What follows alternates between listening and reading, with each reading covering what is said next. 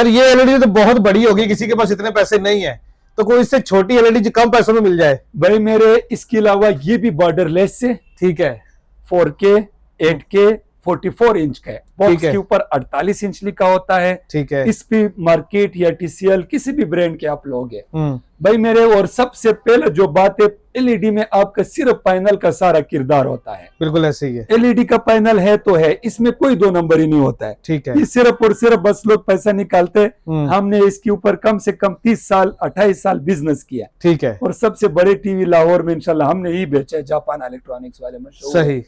तो ये आपको हम दे देंगे 42,000 रुपए का, 42,000। 42,000 का? यस, यकीन करो 95-90 रुपए का सेट है।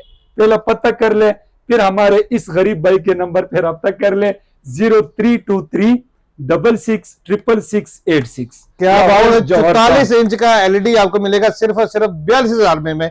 और अगर आप इनको फिजिकल विजिट करना चाहें, मदीना हाइट्स, मौलाना शौकत अली रोड, शौक चौक के बिल्कुल साथ इनका प्लाजा है, और यहाँ पे आप तशरीफ भी ला सकते हैं, और पूरे पाकिस्तान में इनको आप ऑनलाइन ऑर्डर भी कर सकते हैं।